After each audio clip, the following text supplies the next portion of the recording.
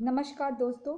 बड़े दुख की बात है कि कंगना रनावत के ऊपर इतनी गंदी तरह से बदले की कार्रवाई करी गई है। मैं बदले की कार्रवाई इसलिए कह रही हूँ कि कोई भी इंसान जब अपना घर बनाता है या कोई दफ्तर की बनाने की शुरुआत करता है, उसमें कंस्ट्रक्शन करवाता है या अपने घर में ही कुछ ऐड करवाता है बने हुए बिल्डिंग में ही, तो वो एक नक्शे को पास करवाता है उसकी नींव डालने से पहले कि ये मकान ऐसे ऐसे होगा, यहाँ बाथरूम ऐसे होगा, यहाँ पर एंट्री ऐसे होगी, यहाँ पर हॉल होगा, यहाँ पर किचन होगा। अगर वही दफ्तर होता है तो वहाँ पर भी इसी तरह से कि यहाँ पर ये हॉल में ये मीटिंग रूम है या ये रूम है वो रूम है और इसके बगल में कितनी दूरी पर वॉशरूम रहेगा, कहाँ पर पूजा रूम रहेगा, लोगों के होते हैं।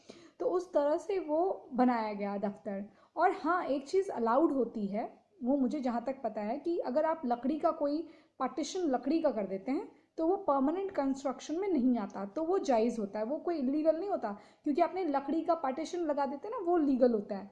कई लोग बैम्बू का लगा देते हैं, वुड का लगा। पक्का काम आप नहीं कर सकते हैं, मतलब पक्का मतलब कंस्ट्रक्टेड काम नहीं कर सकते जिससे कोई उसमें उतना भारी भार ना ले पाए या जिसकी मनाही हो कि इस एरिया में मट्टी इतनी समतल है, ये है, उसकी जानकारी उन लोगों को होती है। इसलिए वो कहते हैं कि इतना ही यहाँ पर होना चाहिए, इससे ज़्यादा नहीं होना चाहिए, इसमें इतनी बिल्डिंग बनेगी, इतनी नहीं बनेगी। अब जब बॉम्बे हाई कोर्ट ने ये 30 तारीख के लिए तक स्थगित कर दिया था, पहले ही कर दिया था। कुछ चैनल ये दिखा रहे हैं कि तोड़ फोड़ के बाद मुंबई हाई कोर्ट ने वो लगाई है, जी नहीं। जिस दिन कंगना को ये पता चला कि यहाँ पर इन लोगों ने इस तरह से कार्रवाई करने का मन बनाया हुआ है, तो उसने अपने वकील के थ्रू रोक लगाने के लिए एक आवेदन भरा था, पिटिशन भरा था, जो कि मंजूर हो गया था। उनकी उस पर बॉम्बे हाई कोर्ट ने ये कहते हुए रोक लगा दी कि 30 तारीख तक उनको समय दिया जाए, 30 तारीख तक कोई कार्रवाई ना हो। और वैसे भी जब कोई भी कार्रवाई करी जाती है इस तरह की, तो उसमें 4 दिन, 7 दिन या 1 महीने का वक्त दिया जाता है कि ये सब आपका इलीगल है, ये इलीगल कंस्ट्रक्शन है, इसको आप निपटा लीजिए, या तो खुद इसको सही कर दीजिए या इसको तुड़वा दीजिए। ये कार्रवाई करी जाती। अब इनका यहाँ कंगना बयान देती हैं, इधर ये दूसरे दिन कार्रवाई करते हैं। ऐसा ही आपको याद होगा कपिल शर्मा के साथ हुआ था, एक ट्वीट हुई थी, चाहे सरकार किसी की भी हो। ये बीएमसी का जो यहाँ मामला रहा है, ये हमेशा से बड़े शक के दायरे में रहा है। ये बीएमसी ऐसी है जो खुद के गड्ढे कभी भरवा नहीं पाई। उस गड्ढों में ना जाने कितनी लाशें पिची हैं, उस गड्ढों में कितनों की खून की आहें बही हैं, उन गड्ढों में ना जाने कितनी बाइक फंसी हैं, कितनी कारें खराब हुई हैं, कितनी प्रॉपर्टी का नुकसान करा है। प्रॉपर्टी इन द सेंस, कितनी कारों में अंदर इंजन में पानी तक चला गया है, कितनी कारों का नुकसान हुआ है, कितनी बाइक से लोग नीचे को गिर गए हैं, वो जो मैन होल होते हैं वो खुले छोड़े गए हैं, बच्चों की वहाँ मृत्यु हुई है। इनको तो आह लगेगी। इनका क्या चलता है ना, मैं बताती हूँ आपको, जितना मैं इनके बारे में जानती हूँ। ये इनका ही काम नहीं, इनका तो खैर बॉम्बे में तो कुछ, महाराष्ट्र में तो कुछ ज़्यादा ही है, अति है। इतना बदला तो मैंने कहीं नहीं देखा। इनकी एक विचारिक, ये विचारों पे आपके कब्जा करना चाहते हैं, ये बौद्धिक गुंडागर्दी करना चाहते हैं, ये हर चीज़ में गुंडागर्दी करना चाहते हैं। इनका क्या है कि बेटा जो है, बाप जो है, अपने जुगाड़ लगा के टेंडर पास करवा लेता है, फिर वो इस तरह से काम करता है कि अगले 2 सालों के अंदर ये फिर से खराब हो जाए। उसमें वो अच्छा सामान, अच्छा मटेरियल नहीं लगाता। जो बिल्डिंगें गिरती हैं वो भी इसीलिए गिरती हैं ताकि ये कंस्ट्रक्शन का कारोबार चलता रहे। ये जो रोड कंस्ट्रक्शन है, ये ठेका आज इसके पास है तो 100 साल तक का एक होता है कि इस रोड की उम्र 100 साल है। अब क्या होता है, 100 साल तो उम्र होती नहीं है, 5 साल के बाद, 1 साल 2 साल में वो सड़क खराब हो जाती है, फिर नेक्स्ट टाइम उसे फिर ठेका मिलता है। ये ठेके कोई छोटे मोटे ठेके नहीं होते। रोड का ठेका सबसे छोटा से छोटा 100 करोड़, 200 करोड़, 300 करोड़ का होता है। ठीक है, इसी इतनी सारी कंपनियां होती है, इनको मिला होता है कई करोड़। कई तो इतने बड़े होते हैं कि उसमें 1600 करोड़ से लेकर 5000 करोड़ तक का काम होता है। तो वो कंस्ट्रक्शन वाले दूसरे कॉन्ट्रैक्टर को भी वो काम दे देते हैं। कॉन्ट्रैक्टर्स जो है दूसरे कॉन्ट्रैक्टर्स को भी काम देके काम करवा लेते हैं। छोटी छोटी कंपनीज को भी अपने साथ बड़ी कंपनियां मिला लेती हैं, क्योंकि उनके पास और भी काम चल रहे होते हैं। बैंगलोर वाले बिहार में भी काम करते हैं, यूपी में भी काम करते हैं। आपने यूपी का फ्लाईओवर देखा होगा, वो चेन्नई वाले कॉन्ट्रैक्टर्स ने बनवाया था, वहाँ की कंस्ट्रक्शन कंपनी थी। तो ऐसी जो कंपनियां होती हैं वो आती है। अब ये बॉम्बे का क्या हाल है, ये बीएमसी किन किन लोगों को देती है, उनसे भी कमीशन खाती है। ये ऐसे लोगों को देते हैं काम जो काम परमानेंट ना हो। जबकि ये काम आप देखिए, अंग्रेजों के ज़माने की बनी हुई रोड है, हालांकि वो हमारे शत्रु थे, लेकिन उनके ज़माने की बनी हुई रोड आज तक है। क्या उनको बनाने वाले लेबर के अंग्रेज थे? उनको बनाने वाले भी हमारे लोग थे, लेकिन मटीरियल अच्छा यूज़ करा गया। मटीरियल ये अच्छा यूज़ नहीं करते, जिससे वो गिर जाती हैं, टूट जाती हैं, ख़राब हो जाती हैं। ऐसा बिल्डिंग्स के साथ भी होता है।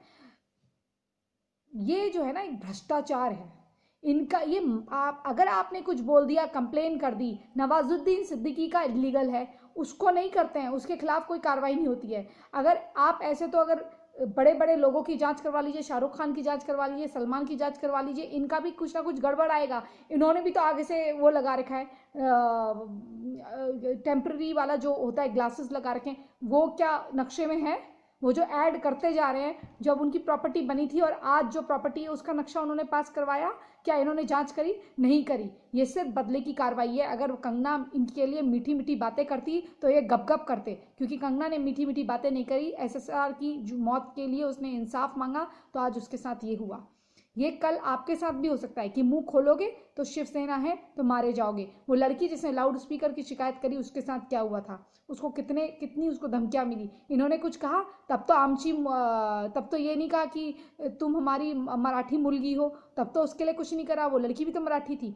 और जो महाराष्ट्र के शौर्य की बात करता है, जो मराठी लोगों को प्रतिष्ठित करता है, जैसे कि कंगना रनावत ने इतनी अच्छी लक्ष्मीबाई माँ के ऊपर मूवी बनाई, उनको जिसको राष्ट्रपति पुरस्कार मिला, उस लड़की के लिए 10-10 गाड़ियां इन्होंने नहीं भेजी। इन्होंने एक अपराधी, जिसको ना आप लड़का कहिए ना लड़की कहिए, क्योंकि अपराधी केवल अपराधी होता है, वो ड्रग डीलर की गैंग की लड़की रिया के लिए इन्होंने, वो 2 कौड़ी की लड़की के लिए इन्होंने 9-9 10-10 गाड़ियां लगा दी। और जो वो ऐसे इशारों पर अपनी बात कर रही थी, तो पुलिस वाली उसके लिए आके दरवाजा खोलती है। और ये वही परमवीर है, ये वही परमवीर सिंह है, शिवसेना के एक टुकड़ों में पलने वाला, जो लेफ्ट लुटियन गैंग का है। और इसने ही प्रज्ञा ठाकुर को फंसाया था, इसने उनको नंगा करके बेल्ट से मारा था। ये वो परमवीर है।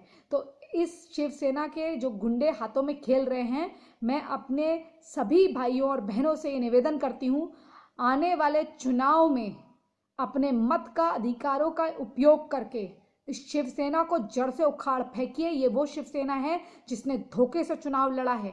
इसने बीजेपी का हाथ पकड़ के बीजेपी को धोखा दिया और बीजेपी के नेतृत्व को चुनने से मना कर दिया।